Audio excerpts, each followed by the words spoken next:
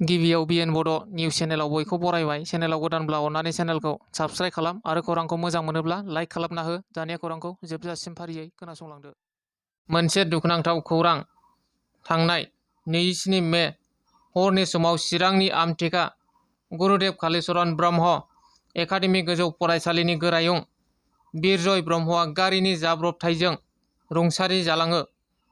मिथिनो मोननाय बादिब्ला बिटिआर सरकारनि सोलोंथाइ बिफाननि बानजायनायाव दालिगावआव थानाय बिआरसिसिनि सावराय नब्लाङाव खुंफुंजानाय चिरां जिल्लानि गोजौ फरायसालिनि गोरायुंफोरखौ बरायनाय हाबाफारियाव बाहागो लानायनि उनाव न' फारसे गिदिंलांफिननाय समावनो लामानि जाब्रबथायजों अबथिरायै जिउ गोमायो।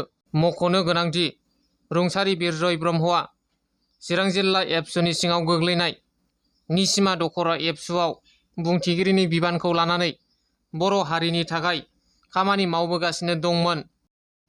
मोनसे सोमोनांथाव जाथाय। गद्रेज सिङाव हाबा जाखानाय आइजोआ गावनि गोसो थोनाय हौवाखौ सोनानै दोनदों। थांनाय 27 मेनि हराव हाबा जाखानाय सासे आइजोआ गावनि उन्दुग्रा खथायाव गावनि मोजां मोननाय हौवाखौ गद्रेज सिङाव सोनानै दोननायनि खौरां मोननाय जादों। बे जाथायखौ बङाइगावआव जादों होननानै मिथिनो मोननाय जादों। मिथिनो मोननाय बादिब्ला आइजोनि फिसायआ रैखाथि बिफानाव खामानि मावो। थांनाय मैया 28 मेनिफ्राय अरां माहारियारि हाग्रामानि 11,000 बिगा हायाव गोबाव समनिफ्रायनो आयेन बेरेखायै थानाय सुबुंफोरखौ होखारस्रांनाया जागायबाय। बे होस्रांनाय हाबाफारियाव सनितपुर जिल्लानि सा 2,000 पुलिसफोरखौ लानानै गिबि खेबनि थाखाय गं 60 नाव आरो 50 ट्रेक्टरफोरखौ होखारस्रांनाय खामानियाव बाहायदों। बिटिआरआव फिन बुलायनाय जाथाय। नखर सुद्दायैनो गाग्लोबना जोखोम खालामदों सासे सुबुंखौ। जाथायनि गुबै जाहोनखौ इ-रिक्सानि होननानै मिथिनो मोननाय जादों। बे बुलायनाय जाथाया पर्बतजरानि आलमगन्ज 3थि खोन्दो गामियाव सोमजिदों। मिथिनो मोननाय बादिब्ला माखासे सान सिगां आलमगन्ज 3थि खोन्दो गामिनि आनवार हुसेन तुरियाबाद गामिनि इमानुल हकनि गेजेराव इ-रिक्साखौ लानानै नांलायनाय जादोंमोन।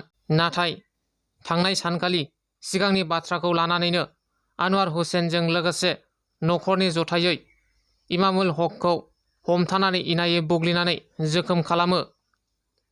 जाथायखौ मिथिनानै गामिनि रायजोफोरा कन्ट्रल खालामनो नाजादोंमोनब्लाबो हायैयाव काजिगाव पुलिस थानायाव मिथिहोदों। जाथायखौ मिथिजानै काजिगाव पुलिसा जाथायसालिसिम नुजाहैयो आरो बुजाना जोखोम जानाय सुबुंखौ देहा फाहामसालिसिम दैथायहरो। दायो जाथायनि सायाव पुलिसा नायबिजिरनायखौ जागायो। आसामनि सोलोंथाइ मन्थ्रि डक्टर रनज पेगु बिथाङा बुंदोंदि ओइचएस फाइनाल आनजादनि फिथाइखौ हरखाबैसो होनाय जागोन। मेट्रिक आनजादनि फिथाइखौ जेरै होदोंमोन बेबायदिनो ओइचएस फाइनाल आनजादनि फिथाइखौबो बेबायदिनो होनाय जागोन। जुदि दिनै होयो अब्ला दिनै फुङावनो नटिसखौ रिजाल्ट होयैनि सिगां फोसावनाय जागोन। दिनैनिफ्राय 31 मेनि गेजेराव होनायनि इसारा दङ। नङाब्ला जुन दाननि गिबि सप्तायाव हायार सेकेन्डारि फाइनाल आनजादनि रिजाल्टखौ होनायनि इसारा दङ होननानै आसामनि सोलोंथाइ मन्थ्रि डक्टर रनज पेगु बिथाङा मिथिहोयो। इउनाइटेड चिरांदुवार एफसिनि बानजायनायाव मोजां जोलुर गेलेगिरि नागिरनाय थांखिजों चिरां जिल्ला स्पर्टस एस'सिएशन काजोलगावनि गेवलां फोथाराव मैया 28 बोसोर आरो 22 बोसोरनि सिंनि हौवासाफोरनि गेवलां जोलुर नायबिजिरनाय लानाय जादों। जेराव आसामनि अनगायैबो बेंगल, झारखन्ड बायदि रायजोफोरनिफ्रायबो ट्रायल खालामगिरि लाइमोनफोरा खमैबो 600निबो बारा बाहागो लायो आरो बेयावनो बोसोनगिरि हिसाबै बाहागो लाफैयो हलिचरन नार्जारी बिथाङाबो।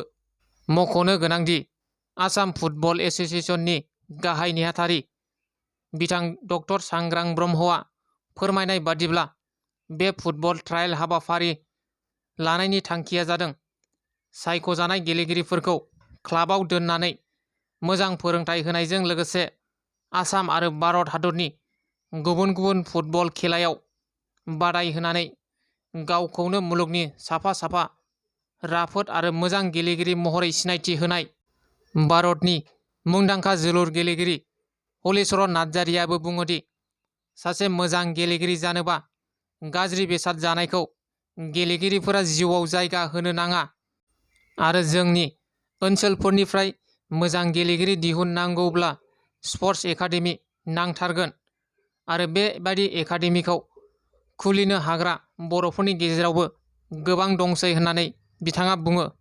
दिनैनि खौराङा बेखिनियानो। गोजोन्थों।